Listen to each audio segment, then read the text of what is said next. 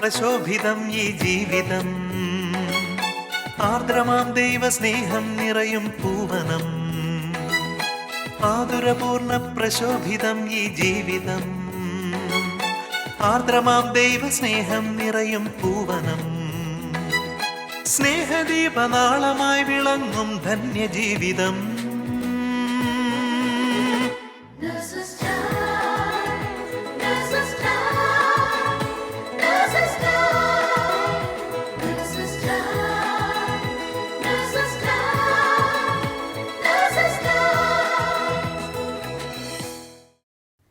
ഈശോ മിശിഹായ്ക്ക് സ്തുതിയായിരിക്കട്ടെ. പരിശുദ്ധ അമ്മയെക്കുറിച്ച് കൂടുതൽ മനസ്സിലാക്കുവാൻ നമ്മെ സഹായിക്കുന്ന ഇന്നത്തെ നേഴ്സസ് ടൈമിലേക്ക് ഏവരെയും സ്നേഹപൂർവ്വം സ്വാഗതം ചെയ്യുന്നു. വിശുദ്ധ ഫ്രാൻസിസ് ഡി സാലസ് ഇപ്രകാരം പറയുന്നു: പരിശുദ്ധ അമ്മയുടെ മക്കളെന്ന നിലയിൽ തികഞ്ഞ ആത്മവിശ്വാസത്തോടെ നമ്മെ തന്നെ അവളുടെ കൈകളിൽ സമർപ്പിക്കാനായി നമുക്ക് അമ്മയുടെ അരികിലേക്ക് ഓടിയണയാം. ഇന്ന് UAE മുസഫയിൽ നിന്നുള്ള ബഹുമാനപ്പെട്ട ടോം ജോസഫ് അച്ഛനിലൂടെ പരിശുദ്ധ അമ്മയെക്കുറിച്ചുള്ള കൂടുതൽ ബോധ്യങ്ങൾ നമുക്ക് ലഭിക്കുമ്പോൾ അമ്മയോടുള്ള വിശ്വാസത്തിൽ ആഴപ്പെടുവാൻ നമുക്ക് സാധിക്കട്ടെ.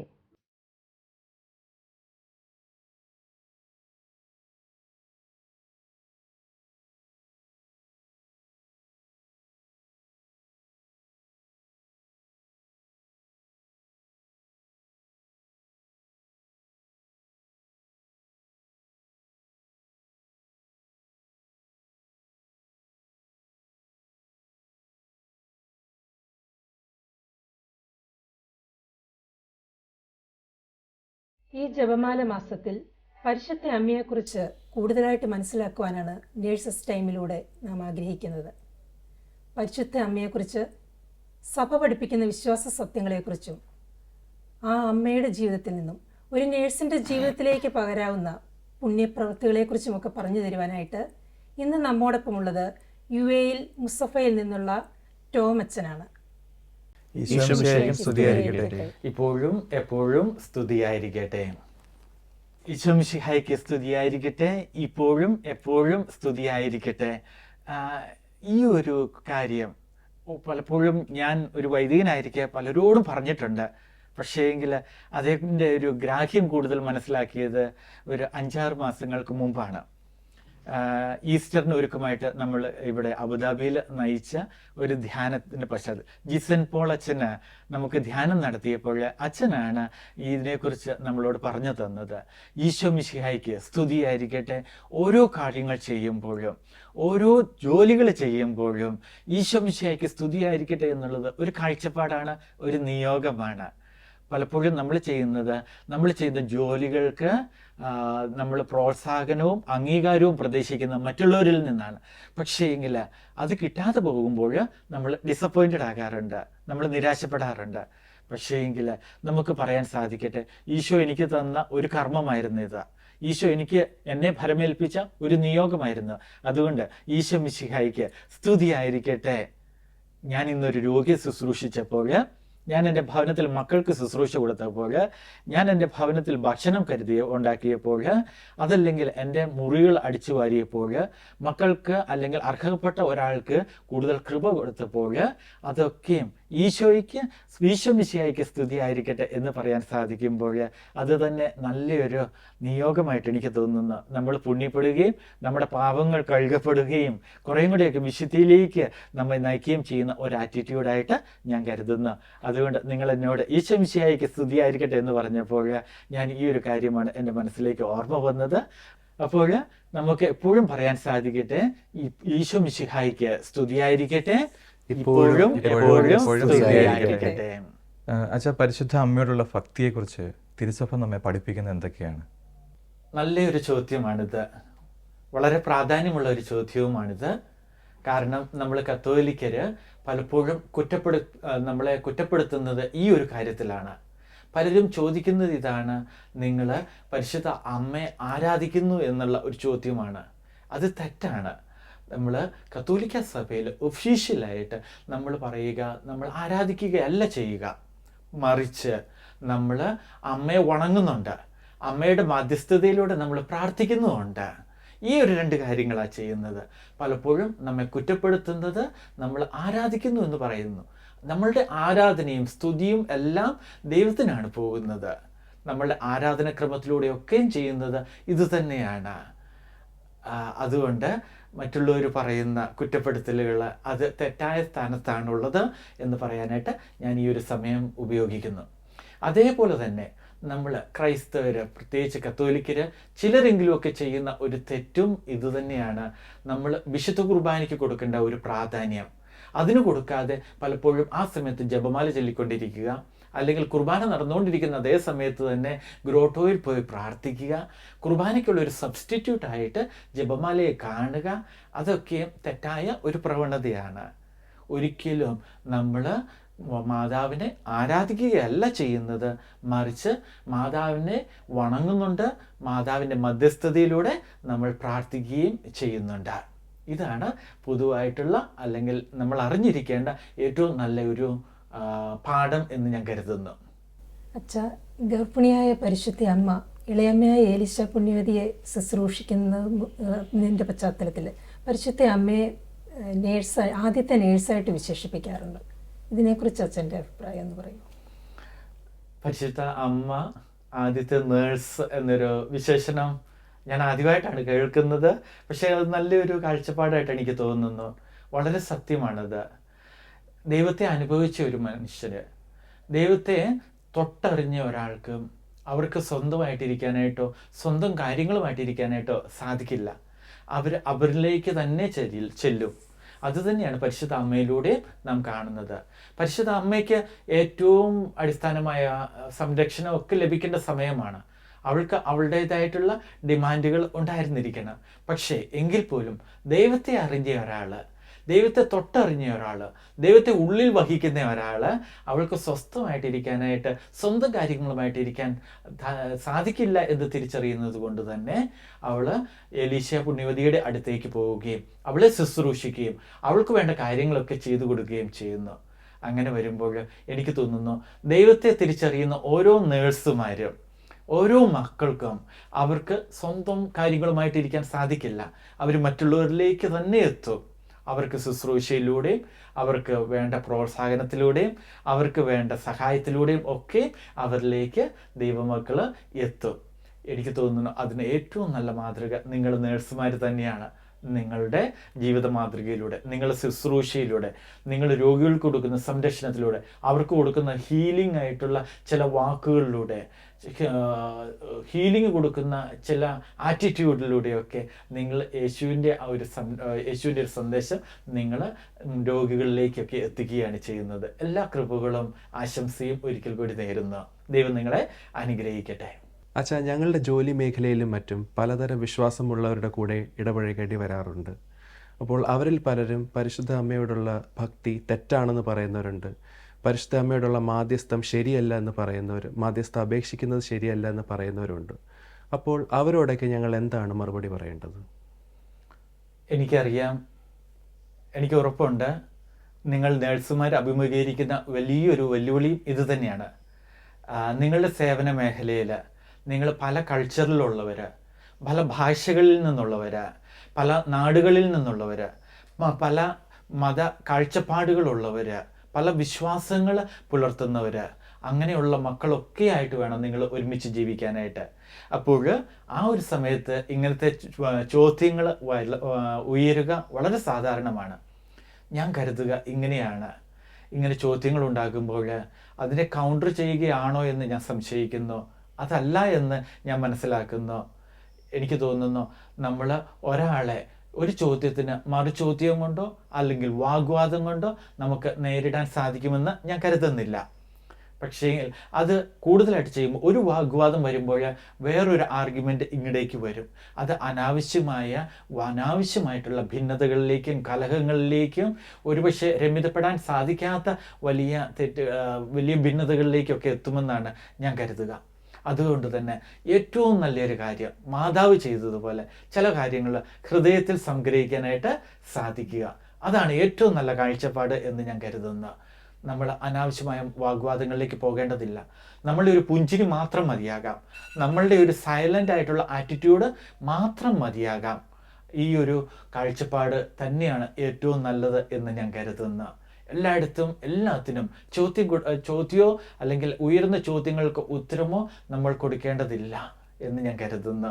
ഇത് തന്നെയായിരിക്കും മൗനത്തിലൂടെ ഒത്തിരി കാര്യങ്ങൾക്ക് ഉത്തരം കൊടുത്ത പരിശുദ്ധ അമ്മ നമ്മെ പഠിപ്പിക്കുന്നതും. നിങ്ങൾ നേഴ്സുമാർക്ക് വേണ്ടിയിട്ട് ദൈവം നൽകുന്ന ഏറ്റവും നല്ല പ്രചോദനം ഇത് തന്നെയാണ് എന്ന് ഞാൻ കരുതുന്നു. അച്ഛാ, പരിശുദ്ധ അമ്മയെക്കുറിച്ച് തിരുസഭ പ്രഖ്യാപിച്ചിട്ടുള്ള വിശ്വാസ സത്യങ്ങൾ ഏതൊക്കെയാണെന്ന് പറഞ്ഞുതരാം. പ്രധാനമായിട്ടും 4 വിശ്വാസ സത്യങ്ങളാണ് ഡോഗ്മാസ് സഭയിൽ ഉള്ളത് പരിശുദ്ധ അമ്മയെക്കുറിച്ച്. ഒന്നാമത്തേത് നമ്മൾ പറയുക തെയോത്തേക്കോസ് എന്ന് പറഞ്ഞാൽ മദർ ഓഫ് ഗാഡ്, ദൈവത്തിൻ്റെ മാതാവ്, ദൈവമാതാവ് എന്ന ഒരു വിശ്വാസ സത്യം. ഇത് കൗൺസിൽ ഓഫ് എഫേസൂസ് AD 431 പുറപ്പെടുവിച്ച ഒരു വിശ്വാസ സത്യമാണിത്. ഇത് ഒന്നാമത്തെ വിശ്വാസ സത്യം. രണ്ടാമത്തേത് മാതാവിൻ്റെ നിത്യ കന്യകാത്വം. തിരുക്കുമാരന് ജന്മം കൊടുക്കുന്നതിന് മുമ്പും ജന്മം കൊടുക്കുന്ന സമയത്തും അതിനുശേഷവും പരിശുദ്ധ അമ്മ കന്യകയായിരുന്നു എന്നുള്ള ഒരു വിശ്വാസ സത്യം. സഭ ഇത് പഠിപ്പിക്കുന്ന കാറ്റഗിസം ഓഫ് ദ കാത്തലിക് ചർച്ചിൽ 409 മുതൽ 507 വരെയുള്ള ഖണ്ഡികകളിലാണ്, പാരഗ്രാഫുകളിലാണ് ഇവയെക്കുറിച്ച് പ്രതിപാദിക്കുന്നത്. അപ്പോൾ ഇത് രണ്ടാമത്തെ വിശ്വാസ സത്യം. മൂന്നാമത്തേത് ഇമാക്കുലേറ്റ് കൺസംഷൻ, അമ്ലോത്ഭവം. ഇത് ഒഫീഷ്യലായിട്ട് സഭയിലേക്ക് പുറപ്പെടുവിച്ചത് പിയൂസ് 9th മാർപ്പാപ്പായാണ്.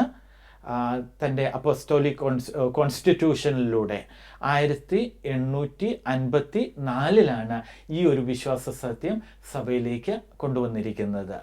ഇനി നാലാമത്തേത് സ്വർഗാരോഹണമല്ല, സ്വർഗാരോപണം. പരിശുദ്ധ അമ്മയുടെ സ്വർഗാരോപണത്തെക്കുറിച്ച് ഒരു വിശ്വാസ സത്യമായിട്ട് സഭയിലേക്ക് കൊണ്ടുവന്നിരിക്കുന്നത് പോപ്പ് പിയൂസ് 12 1950 തൻ്റെ ഒഫീഷ്യലായിട്ടുള്ള ലെറ്ററിലൂടെ സഭയിലേക്ക് ഒരു ഡോഗ്മയായിട്ട് അവതരിപ്പിക്കുന്നത്. അപ്പോൾ 4 വിശ്വാസ സത്യങ്ങളാണ് ഉള്ളത്. ആദ്യത്തേത് തിയോത്തേക്കോസ് അല്ലെങ്കിൽ ദൈവമാതാവ്. രണ്ടാമത്തേത് പെർപ്പച്വൽ വെർജിനിറ്റി, നിത്യ കന്യകാത്വം. മൂന്നാമത്തേത് ഇമാക്കുലേറ്റ് കൺസെപ്ഷൻ, അമലോത്ഭവ, ജനനം. നാലാമത്തേത് അസംഷൻ അല്ലെങ്കിൽ സ്വർഗാരോപണം. ഇതാണ് 4 ഒഫീഷ്യലായിട്ടുള്ള മാതാവിനെ കുറിച്ചുള്ള ഡോഗ്മാസ് അല്ലെങ്കിൽ വിശ്വാസ സത്യങ്ങൾ. ഷിഫ്റ്റ് ഡ്യൂട്ടിയുടെയും കുടുംബജീവിതത്തിൻ്റെയും ഒക്കെ തിരക്കുകൾക്കിടയിൽ തീക്ഷ്ണതയേറിയ ഒരു ആത്മീയ ജീവിതം നയിക്കാനായിട്ട് ഞങ്ങൾക്ക് എങ്ങനെ സാധിക്കും? അതിനെക്കുറിച്ച് അച്ഛന് ഞങ്ങൾക്കൊന്ന് പറഞ്ഞു തരാൻ സാധിക്കുമോ? നിങ്ങൾ പലരും ഫേസ് ചെയ്യുന്ന വലിയൊരു ചലഞ്ച് ഇത് തന്നെയാണ്. പക്ഷേ എൻ്റെ കാഴ്ചപ്പാട് ഇതാണ്: ആത്മീയ ജീവിതവും നിങ്ങളുടെ ഡ്യൂട്ടിയും അത് രണ്ടല്ല. ഇത് രണ്ടും ഒരു നാണയത്തിൻ്റെ 2 വശങ്ങൾ തന്നെയാണ്. ഒന്നിനെ വേർതിരിച്ച് വേർന്നായിട്ട് കാണാനായിട്ട് നമുക്ക് സാധിക്കില്ല. ആത്മീയ ജീവിതം പുലർത്തുന്ന ഒരാൾക്ക് അവരുടെ ഡ്യൂട്ടി, അവരുടെ കർമ്മങ്ങൾ വിശ്വാസത്തോടു കൂടി ചെയ്യാനായിട്ട് സാധിക്കും. അത് സാധിക്കുമ്പോഴാണ് തങ്ങൾക്ക് ലഭിച്ച ആ കൃപകളെക്കുറിച്ച് അല്ലെങ്കിൽ അവർക്ക് ലഭിച്ച ആ ദൈവാനുഭവത്തെക്കുറിച്ച് അവർ സാക്ഷ്യപ്പെടുത്തുന്നത്. നിങ്ങളൊരു പക്ഷേ ജോലി ചെയ്യുന്ന സ്ഥലത്ത് ദൈവാനുഭവമുള്ള ഒരു വ്യക്തി, ദൈവകൃപ ലഭിച്ച ഒരു വ്യക്തി, അവർ ജോലി സ്ഥലത്ത് അവർ ചെയ്യുന്ന കർമ്മങ്ങളിലൂടെ മറ്റുള്ളവർക്ക് അത് മനസ്സിലാകും. നിങ്ങൾ കൊടുക്കുന്ന ഒരു പുഞ്ചിരിയാകാം, നിങ്ങളുടെ ഒരു വാക്കാകാം, നിങ്ങളുടെ ഒരു കെയറിങ് ആറ്റിറ്റ്യൂഡാകാം, എന്തുമായിക്കൊള്ളട്ടെ, അതിലൂടെ മറ്റുള്ളവർക്ക് ആ ഒരു തീക്ഷ്ണത, നിങ്ങളുടെ ഒരു കൃപ അത് മറ്റുള്ളവർക്ക് വെളിവാക്കപ്പെടുക തന്നെ ചെയ്യും. ഇനി ജോലിയൊക്കെ കഴിഞ്ഞ് നിങ്ങൾ വീട്ടിലേക്ക് വരുമ്പോൾ നിങ്ങളുടെ മക്കളുടെ ശാഠ്യം അല്ലെങ്കിൽ മറ്റ് കാരണങ്ങൾ ഒക്കെ നിങ്ങളെ സങ്കടപ്പെടുത്തുന്നുണ്ടാകാം. പക്ഷേങ്കിൽ ഈ ഒരു സമയത്ത് ദൈവകൃപയുള്ള ഒരാൾക്ക് വളരെ ശാന്തമായിട്ട് മുന്നോട്ട് പോകാനായിട്ട് സാധിക്കുമെന്നാണ് ഞാൻ കരുതുക. നിങ്ങളുടെ ആ ഒരു വലിയ ശാന്തത, നിങ്ങളുടെ മുഖത്ത് പുലർത്തുന്ന വലിയൊരു ശാന്തത, അത് തന്നെയായിരിക്കും മക്കൾക്കൊക്കെ കൊടുക്കാനായിട്ട് സാധിക്കുന്ന ഏറ്റവും നല്ല മാതൃക എന്ന് ഞാൻ കരുതുന്നു. ഈ തരത്തിൽ നോക്കുമ്പോൾ നമ്മുടെ ആത്മീയ ജീവിതവും നമ്മളുടെ കുടുംബത്തിൻ്റെ ജീവിതവും അല്ലെങ്കിൽ നമ്മുടെ ഡ്യൂട്ടി സ്ഥലത്തെ ഉത്തരവാദിത്വത്തിൻ്റെ നിർവഹണവും ഇതെല്ലാം ഒരു നാണയത്തിൻ്റെ രണ്ട് വശങ്ങൾ, ആത്മീയ ജീവിതവും ഒപ്പം ഭൗതികമായിട്ടുള്ള കാര്യങ്ങളും ഒരു നാണയത്തിൻ്റെ രണ്ട് വശങ്ങൾ തന്നെ. ഒരു കാര്യം, ആത്മീയത പുലർത്തുന്ന ഒരു വ്യക്തിക്ക് മറ്റു കാര്യങ്ങളെല്ലാം ക്രമമായിട്ട് നടക്കപ്പെടും എന്ന് ഞാൻ പൂർണ്ണമായിട്ട് വിശ്വസിക്കുന്നു. ഇത് തന്നെയായിരിക്കും നല്ലൊരു കാഴ്ചപ്പാട് എന്ന് ഞാൻ വിശ്വസിക്കുന്നു. ദൈവം നിങ്ങൾക്കൊക്കെ അതിനുള്ള കൃപ നൽകട്ടെ എന്ന് ആശംസിക്കുന്നു, പ്രാർത്ഥിക്കുന്നു.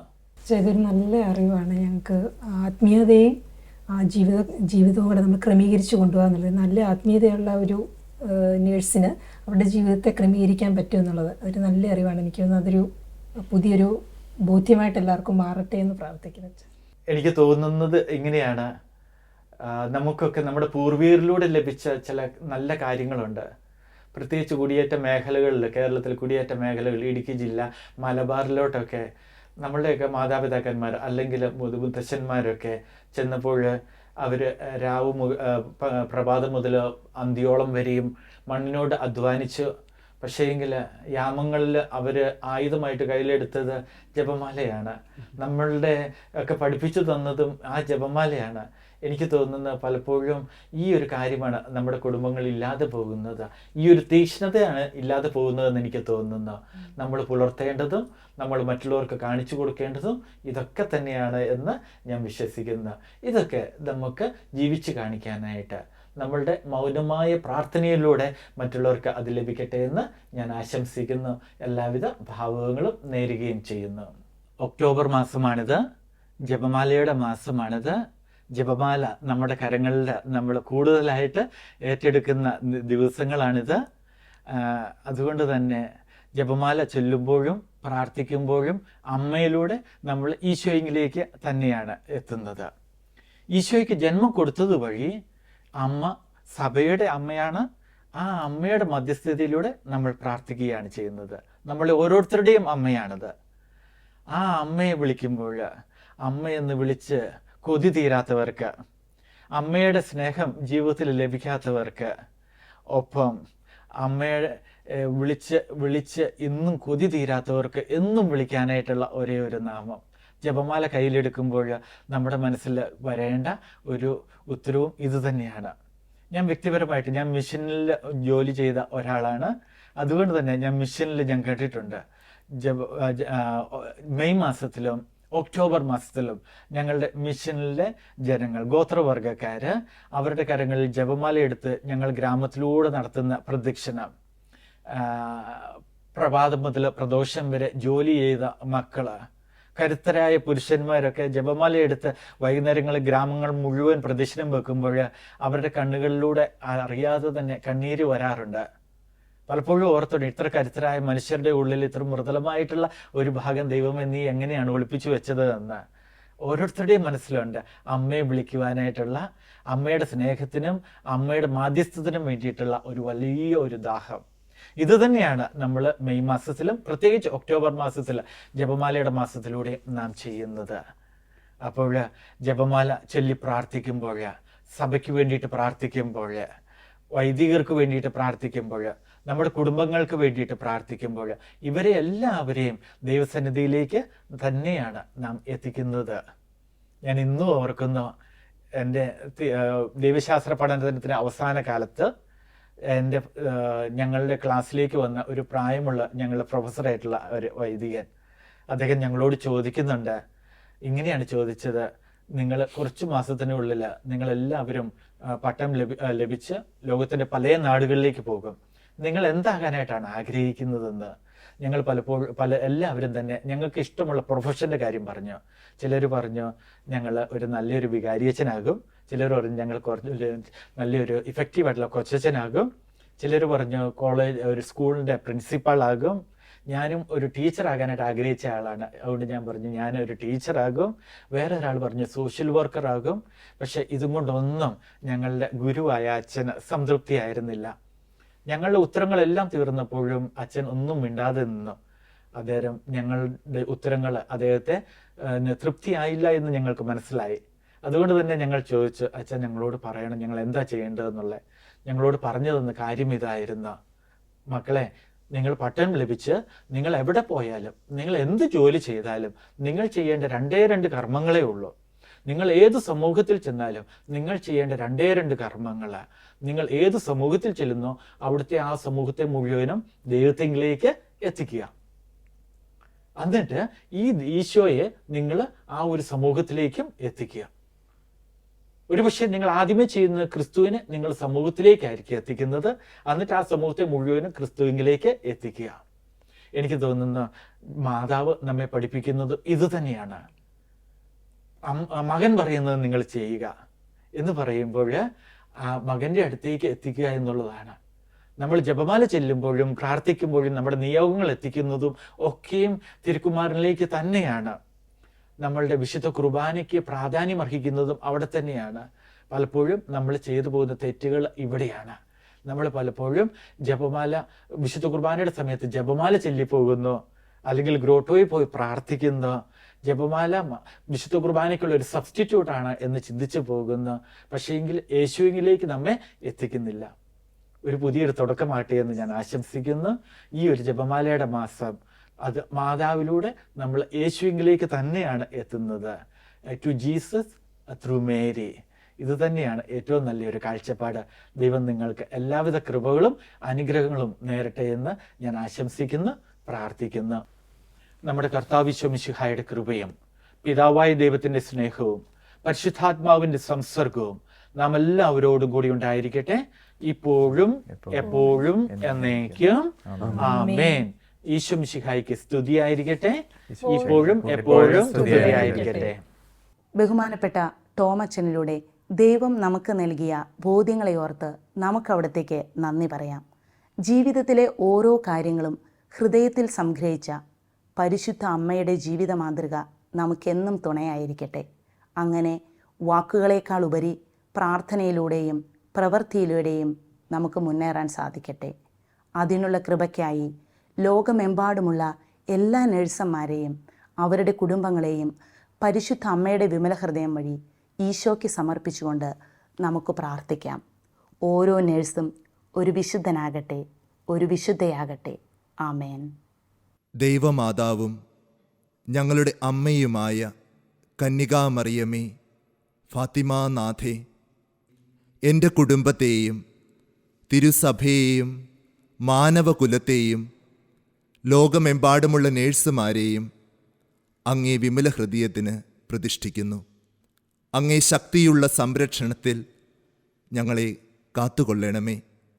ആത്മീയവും ശാരീരികവുമായ സകല അപകടങ്ങളിലും ക്ലേശങ്ങളിലും നിന്ന് ഞങ്ങളെ രക്ഷിച്ചു കൊള്ളണമേ.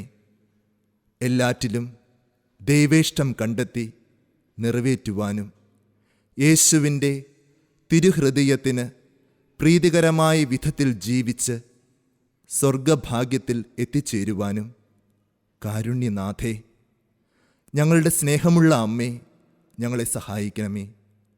ആമേൻ.